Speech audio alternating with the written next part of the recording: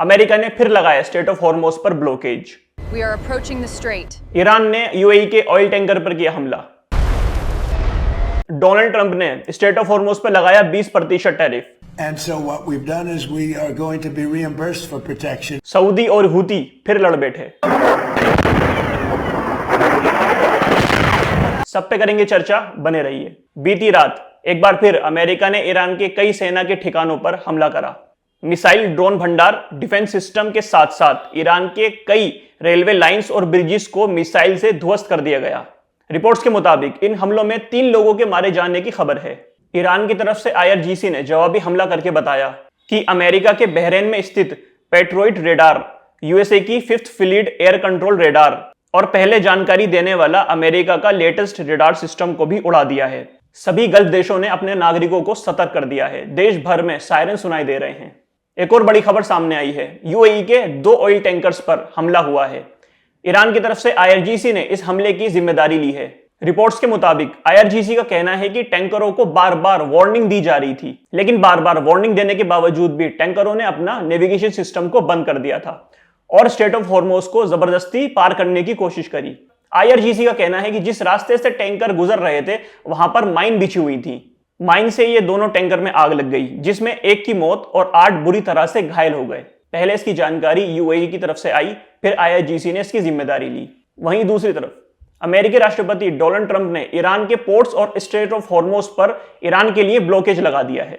मतलब अब कोई शिप ईरान की पोर्ट से बाहर नहीं जा सकता और अमेरिका ईरान को तेल बेचने से रोक रहा है।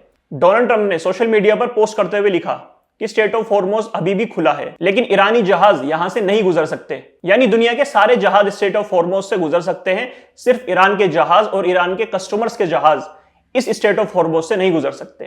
ट्रंप ने अमेरिका को guardian of the Hormoz straight घोषित कर दिया है और इस सिक्योरिटी के बदले ट्रंप ने पूरी दुनिया से प्रोटेक्शन मनी मांगा है।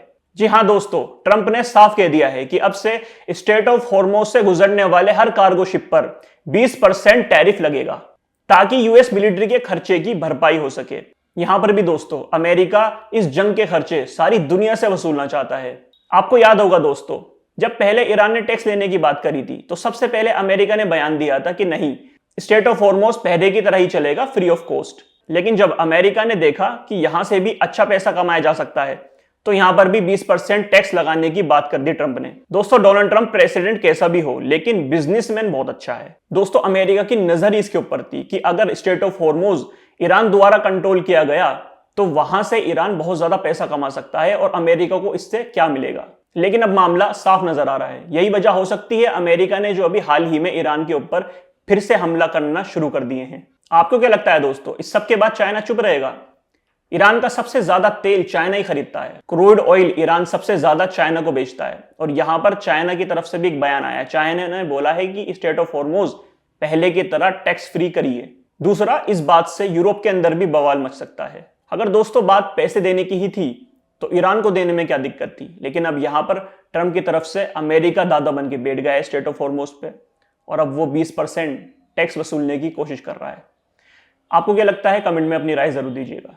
एक बेहद दिलचस्प खबर आपके सामने पेश करता हूं। बीते 26 दिनों में ईरान ने 80 मिलियन बैरल क्रूड ऑयल बेचा है और इसको बेचने के बाद लगभग ईरान ने $6 बिलियन कमाए हैं। यह रही आपके सामने ट्रैकर.com की रिपोर्ट। और अभी बताया जा रहा है कि लगभग 30 मिलियन बैरल क्रूड ऑयल और जाना है ईरान से, लेकिन अमेरिका के ब्लॉकेज की वजह से क्या ऑयल अपनी जगह पहुंच पाएगा? ब्लॉकेज के बाद ईरान की तरफ से भी जवाब आया। ब्रिगेडियर जनरल मोहम्मद अखरमीनिया ने कहा है कि अमेरिका जोर जबरदस्ती से स्ट्रेट ऑफ हॉर्मोज कभी भी नहीं खुलवा पाएगा। हमारे देश की मिलिट्री ऐसा कभी नहीं होने देगी। स्ट्रेट ऑफ हॉर्मोज को खोलने का हक सिर्फ और सिर्फ ईरानी लोगों का है, तो अमेरिका अपनी चालबाजियों से बाज आ जाए। दोस्तों एक बात तो यहां पर साफ हो जाती है, जब से यूएई के 2 टैंकरों पर हमला हुआ है जो ईरान की तरफ से हुआ था, उसके बाद अब स्ट्रेट ऑफ हॉर्मोज को कोई पार करने की सोचेगा भी नहीं। एक तरफ डोनाल्ड ट्रंप बार बार इस बात की बीन बजाया जा रहा है कि स्ट्रेट ऑफ हॉर्मोज खुला हुआ है, वहीं पर ईरान की तरफ से वार्निंग जारी कर दी गई है कि अगर कोई टैंकर या क्रूड ऑयल या किसी तरीके का कार्गो शिप जोर जबरदस्ती स्ट्रेट ऑफ हॉर्मोज को क्रॉस करने की कोशिश करेगा तो ईरान उसको छोड़ेगा नहीं। आपके दिमाग में यहां पर एक बात आ रही होगी कि अभी जो हाल फिलहाल में MOU साइन हुआ था अमेरिका और ईरान के बीच में, उसका क्या हुआ?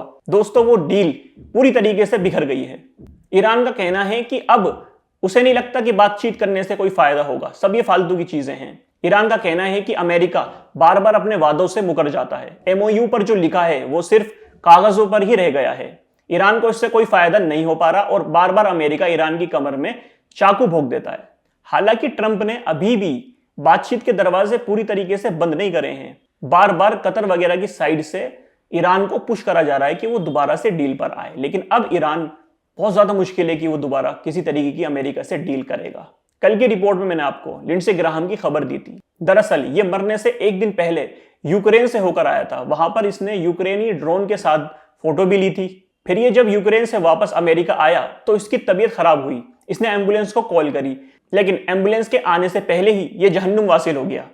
अब अमेरिका के अंदर बातें चल रही हैं कि इसको मारने के पीछे रशिया या फिर ईरान हो सकता है। अमेरिकियों का कहना है कि जब ये यूक्रेन गया था ना तो इसको रशिया ने जहर दे दिया है। मतलब यहाँ पर कुछ भी चल रहा है, इनको खुद समझ में नहीं आ रहा कि इसकी मौत कैसे हुई है। अचानक तो मौत हुई है। अब पोस्टमार्टम की रिपोर्ट आएगी तो पता लगेगा कि इसके साथ क्या हुआ है। ज्यादातर तो लोगों का कहना है कि इसको हार्ट अटैक ही आया है, लेकिन यहाँ पर अमेरिका में बातें उड़ रही हैं कि इसको रशिया ने मरवा दिया है।